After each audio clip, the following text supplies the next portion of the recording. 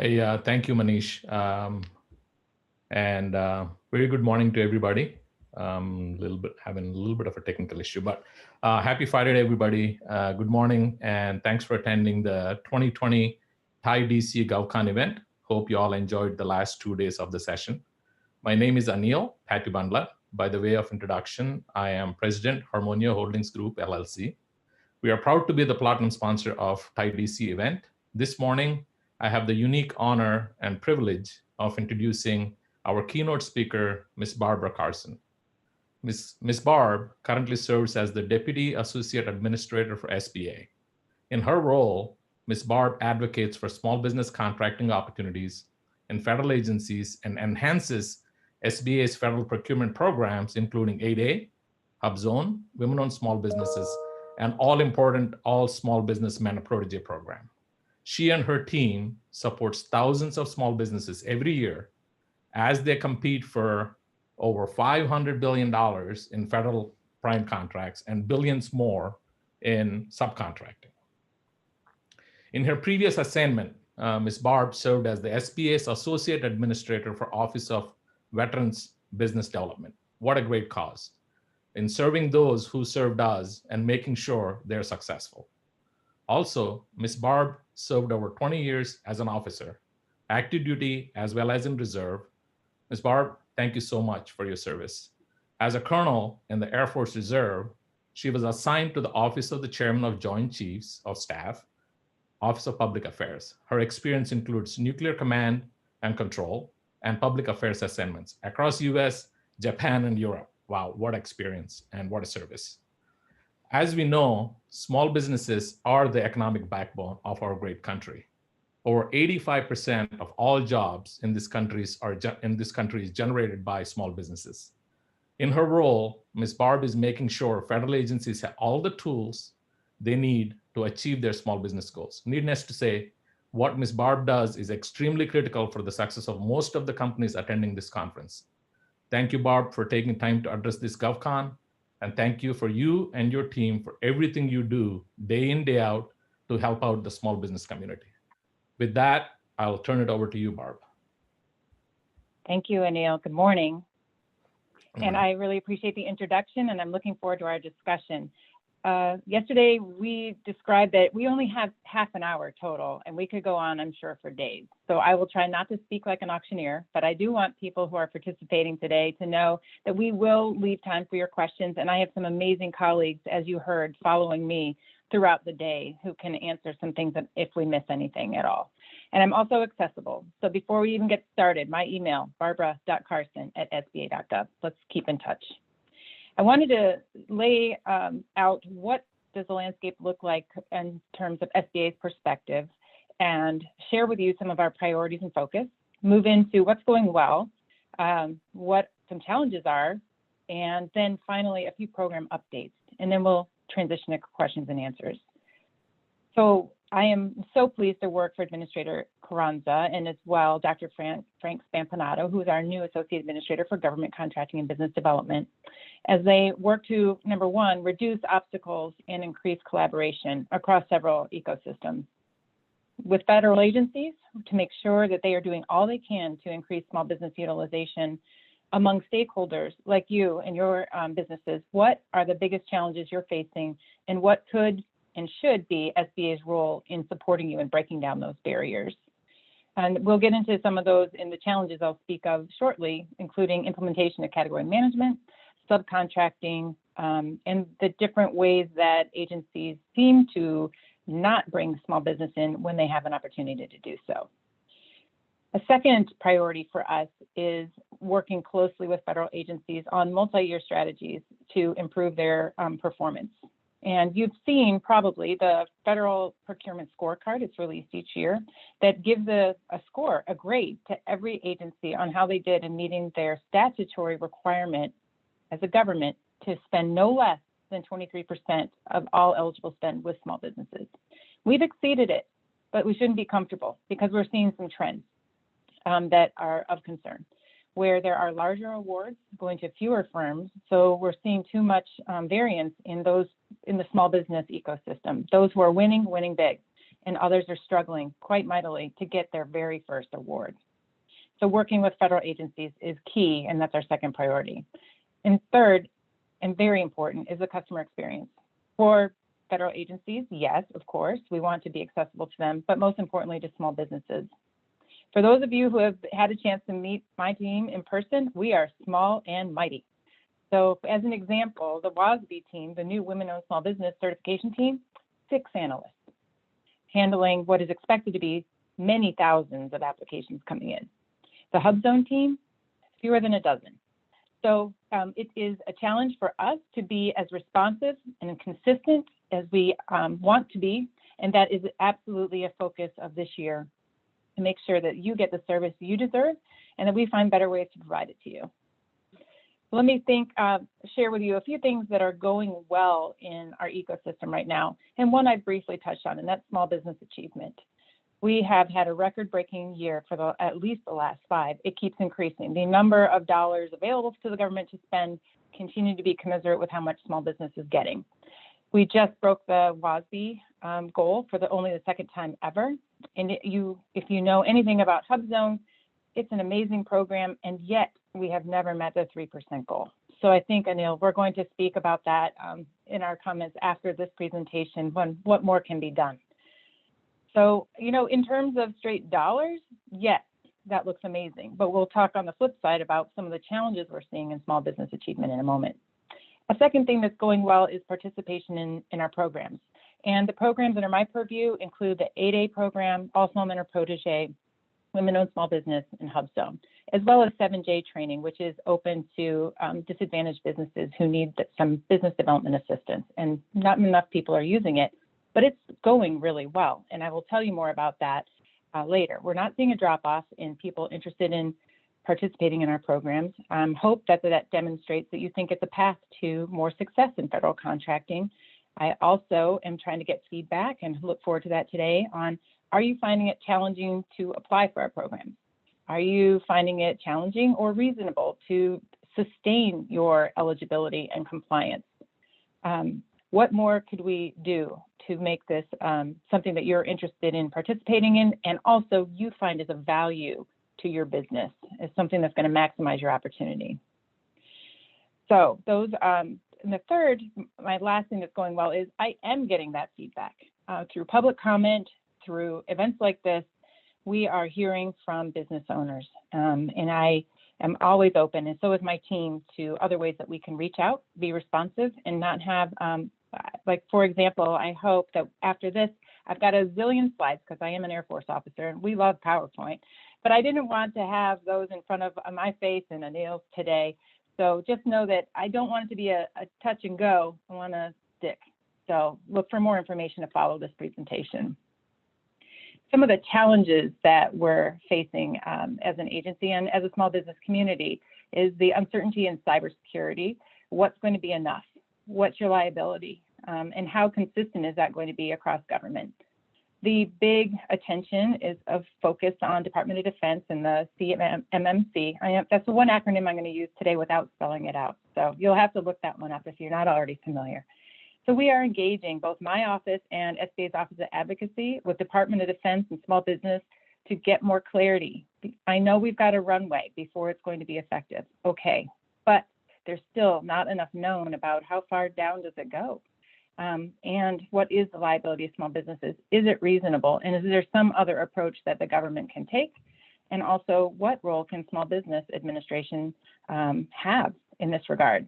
The best that we have at this moment is advising DoD on the obstacles, commenting as they write their rules about how this would be implemented, but it's not as if we can be directive.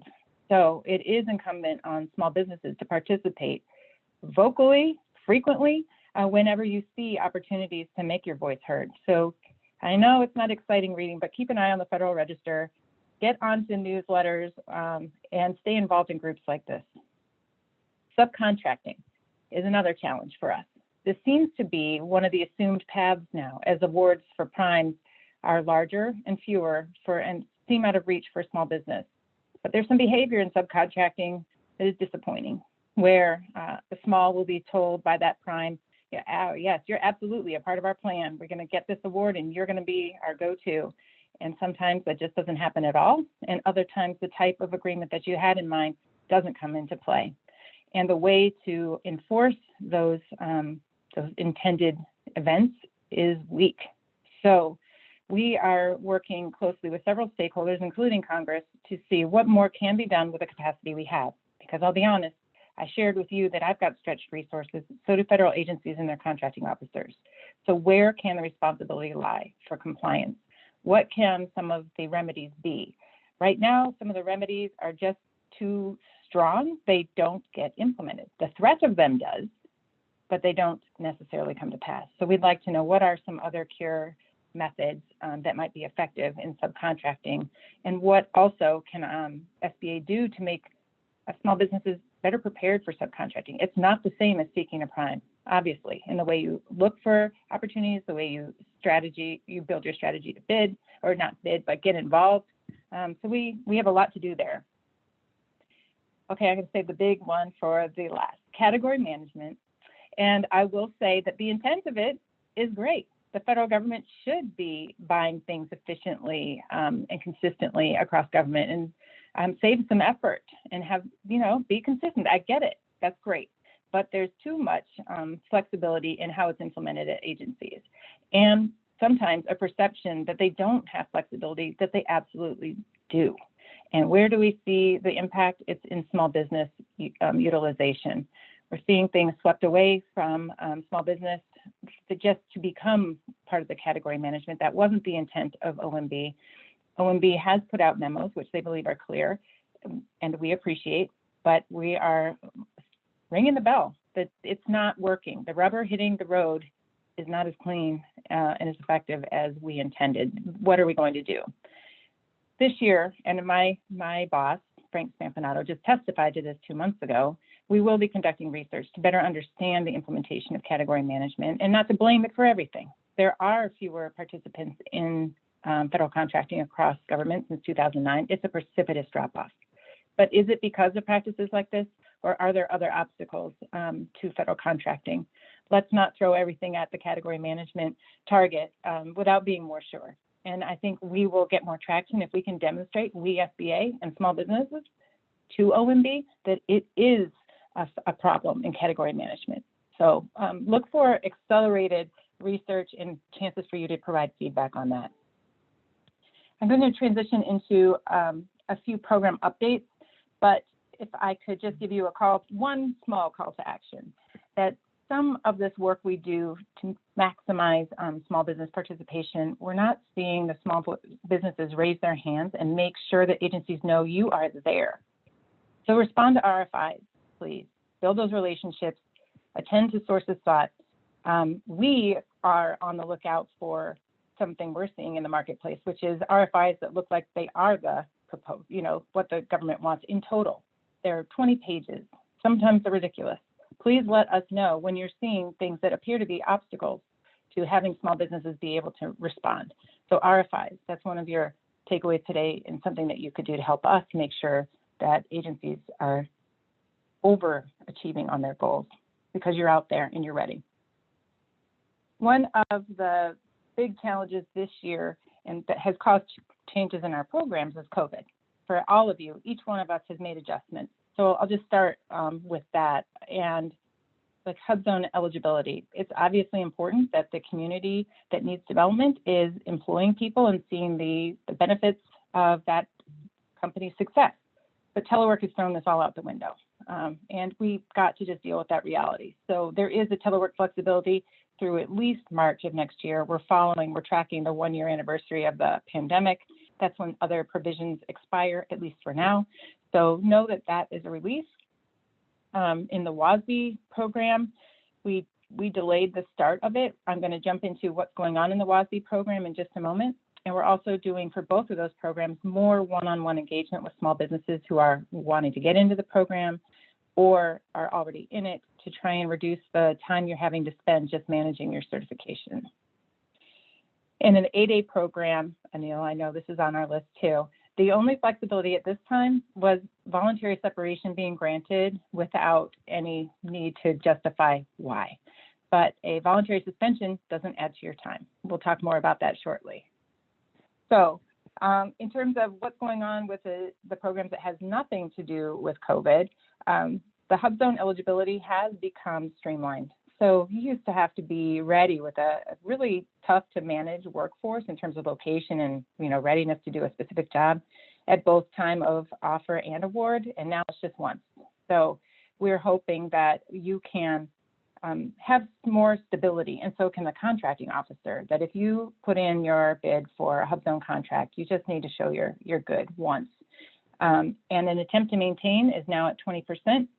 We will do everything we can to encourage more people to join HubZone. One way that we think has been meaningful as business owners, you are giving someone an opportunity, and you don't want to hold them to not changing their living conditions just to sustain their employment with you. So now we have a legacy employee provision, which says that if an employee's been with you for 6 months, they can move out of the HubZone area as long as there's no break in employment and continue to count as a HubZone employee. We believe that that's the intent of the program, to grow individuals and communities. We might get a little pushback from our overseers on that one, but we're ready to defend it, and we'd love your voice as business owners if you're in HubZone on whether these changes are meaningful to you. I'm just going to spend 3 more minutes before we transition to Q&A for the WASB program. This one gets a little bit confusing, so I encourage you to check out this website, sba.gov/WASB-ready. But there is no longer self-certification for women-owned small businesses who want to get set-asides and sole source contracts. You can still be a WASB without going through a certification for things that are outside the program, but this is a special opportunity to have more limited competition. It's for certain NAICS codes, and it's set-aside and sole source, as I said. If you had a self-certification in the repository, contracting officers are not going to be looking there anymore. It is not helpful to you in any way. So take your documents down and make a decision. If you want to participate in the program, you can either go to a third-party certifier, or you can come to SBA. We have a free certification process that takes up to 90 days, and that's at beta.certify.sba.gov. Again, that can be something on the slides I share after. But the bottom line is, if you want to participate, you've got to take an action. We're not going to move things over from the repository for you. We need you to do it. What is the carrot at the end of this? Well, if you look in the news, GSA has just said that they want to have a small business GWAC coming out. They've already got the RFI out there earlier this month. It's called Polaris. There's a focus on HubZone and WASB. So we need to show them that we've got the depth and breadth of small businesses in those categories to meet the requirements that they want to bring to the market. So please do that. And finally, what are some other changes? The mentor-protege merger rule. It's actually, we call it the kitchen sink. It's 220 pages of regulatory fun. So please do check it out. You'll hear more from Dr. Donna Peebles about the big changes that affect 8As, joint ventures, and the mentor-protege program in itself. And finally, the women's disparity study is going on. Those NAICS codes I mentioned that are limited for folks who want to get sole source and set-aside contracts, that's being reevaluated at a 5-year interval, and now's the time. We've just closed public comment, but there will be another chance to comment. So for women entrepreneurs, please stay in touch with me on some exciting changes ahead in the WASB program. All right, Anil, I hope I didn't talk too fast. Let's pause and go over to Q&A. I'll let you drive. Yeah, thank you so much, Barb. You must be a mind reader because the questions are popping up and then you're addressing without even looking at them. So I'll use your mentor-protege as a segue to the Q&A. And I want to thank you for that program and SBA. Harmonia is an active participant. We have multiple proteges and multiple JVs that are highly successful.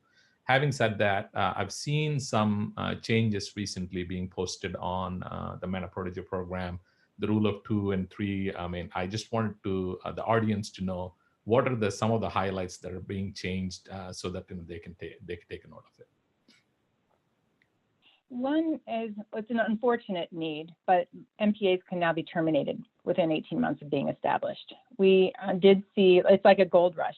When we see that there's a big opportunity somewhere in government, the rush to the mentor-protege programs has been huge. And people, it was almost, you've heard the comparison, a shotgun wedding. You wanted to go after this together, it didn't work out, and you can't find any reason to stay together. It's not good for anybody. Unfortunately, it wastes resources, yours and SBA's, but we can now provide for it in a more consistent manner by letting you break up without a detriment to how many relationships you can have. You should also check out the NDAA, the National Defense Authorization Act of 2019, for some provisions on MPA limits for proteges from Puerto Rico if that affects you. There's no longer a reconsideration process, which means if you're declined, you just come straight back into the system as fresh. It was getting to be an administrative nightmare for everybody to try and keep track of who's first time, who's trying again, what was missing. So we decided to go that route. And now MPAs are valid for up to 6 years. You did have that renewal. We're trying to be more clear. These are long-standing relationships that you can build. And we are paying a lot of attention to trying to read between the lines when we've just done an evaluation and proteges are not finding it quite as satisfactory as the mentors claim it is. So we know it's tough to say that to a mentor, and you're careful that you don't want it to be used against you, but look for some improvements in engagement with you and also your annual evaluations. And as I said, Donna can tell you more about that. There was one more thing that was tucked into the rule that isn't exactly MPAs, but the SBA is only going to review 8A sole source joint ventures going forward. This is all, I'm just giving you 2 bullets on joint ventures, and we're going to allow that firms can get as many contracts with that JV in a 2-year time period from the time of first award. Okay. I'll turn it back over to you. So you touched on this, Barb, on the hub zones, and none of the agencies been able to meet the 3%. And you already made some comments about 20% and the employment-related stuff. Is there anything else that the audience should know that the SBA is trying to do from an hub zone perspective to increase the participation? We're trying to get creative, and I look forward to ideas here. For example, might it be possible, and I don't want anyone's hair to be on fire, we're just wondering, might it be possible that if an agency has met its 8A awards, could they get the ability to do direct awards to hub zones if they have failed to meet that goal in the past year or 2 years? Or are there other incentives, such as if you've got a NAICS blank, whatever it might be for your agency, you will look at hub zone first. So we're trying to exercise what are the parameters that would keep us in line with the FAR and statute that would let us get some new flexibility into hub zone utilization. And there are a couple agencies that are doing really well, and we are learning from them as well. If you have any ideas, let me know.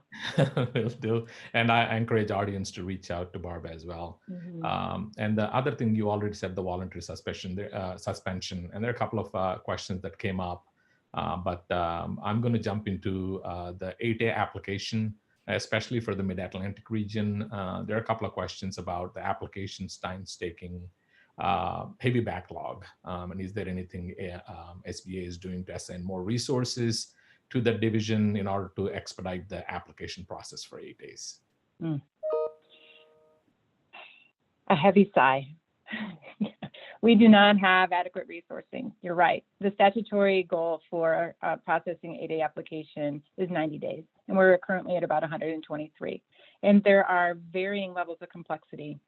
One of the best things that we are asking for is please be prepared before you start an 8A application. Almost 85% of the submissions we received last year were missing so many documents, we stopped calling them applications. We called it a submission. And we've instituted a pre-screening process now, which means there is, before you even get to an SBA analyst, we have a team that is just looking for completeness. This is articles of incorporation. It's not a picture of a cat. Okay, we can go forward. We were just using too much time looking at people who hadn't put the time in. And the other thing would be, please, we really mean it when we say you need 2 years in business. And please don't try to make things a gray area when it's really cut and dry. And if you, I know that you've probably had chats. It is not the right time to seek 8A when you are a brand new firm. You have lessons to learn. You're going to waste your 9 years. Please wait until you're ready, not just till you're eligible. That's great points. I always, when I talk to other companies that come to advise, say the same thing. Plan it right, get the experience, and make sure you take advantage of all 9 years of the program. So Yes.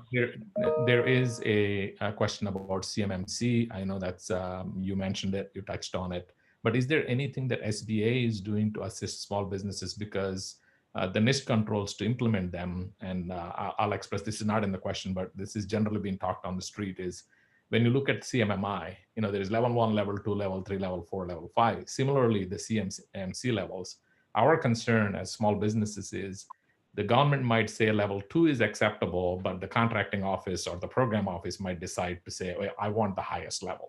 So it can be rather expensive for the small business entities, especially.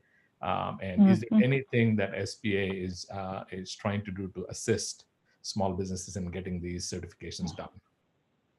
Yes, and the strongest stick we have is commenting during interagency comment before it goes to the regulatory body to be instituted. And we've said exactly that.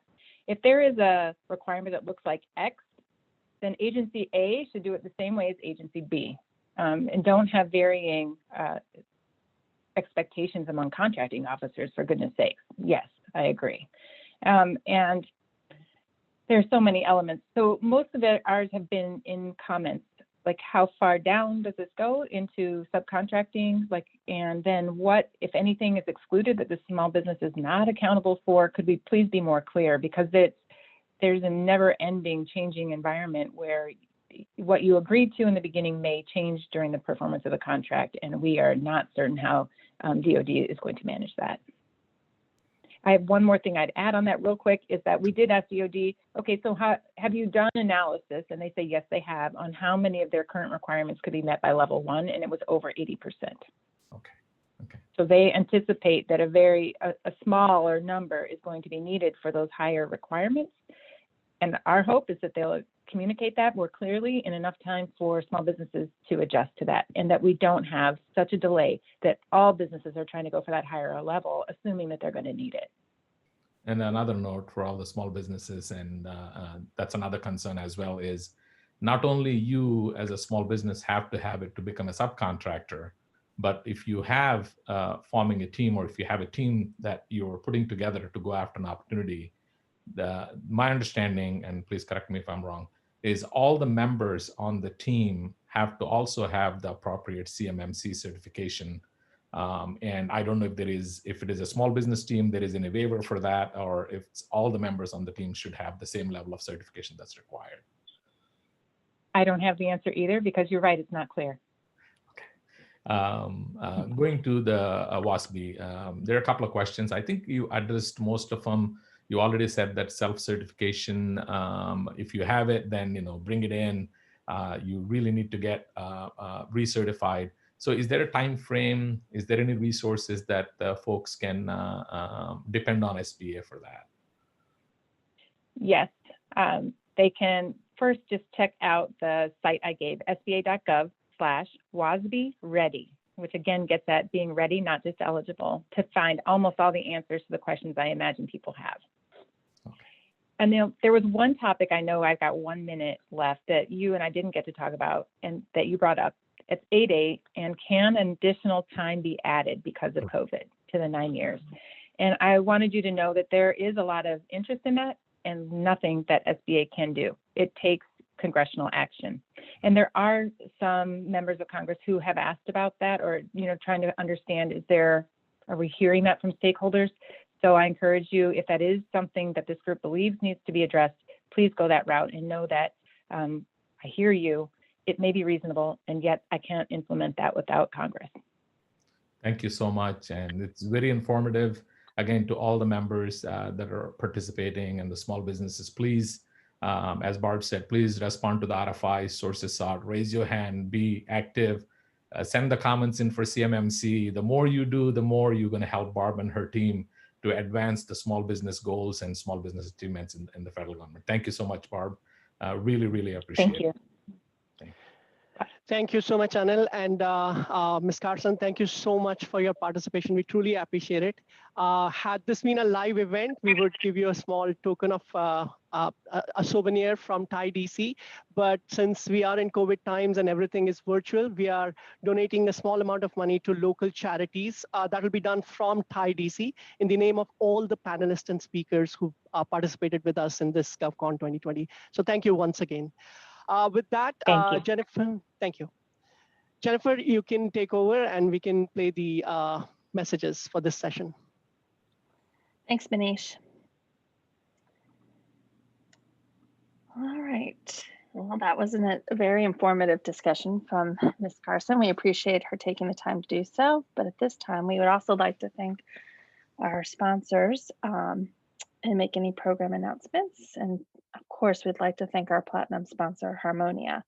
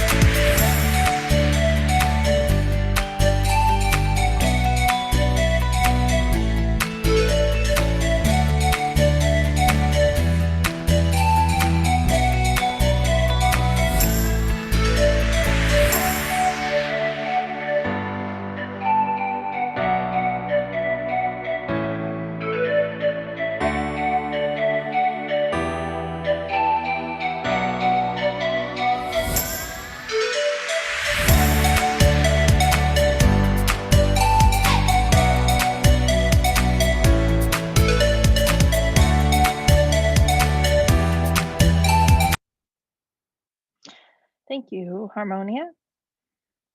We'd also like to tell everyone today that our lunch is being sponsored today by InnoLab Consulting. Everyone who logs on today will receive a notification from Grubhub with a coupon. We'd also like to thank our virtual platform sponsor today, Aronson. And of course, we'd like to thank our gold sponsor, Bank of America.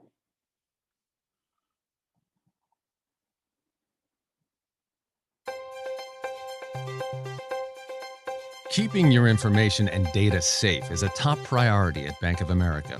We are continuously investing in our technology, processes, and people to combat ever-changing cyber threats.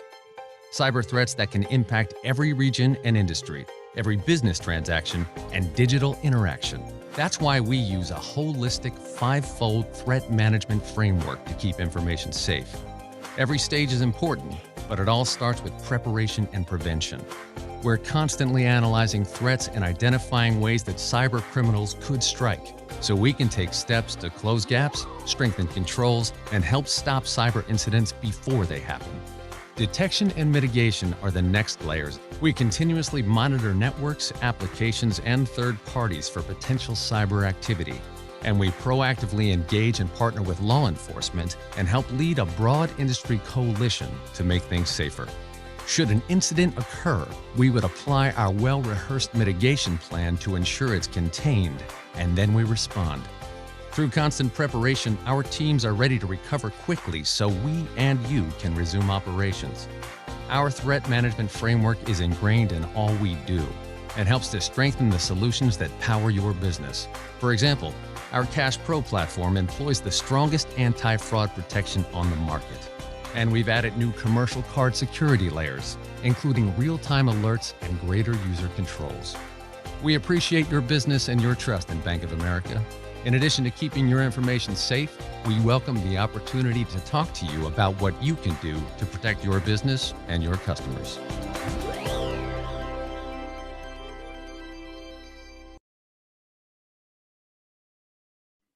We'd also like to thank our bronze sponsor, Chug.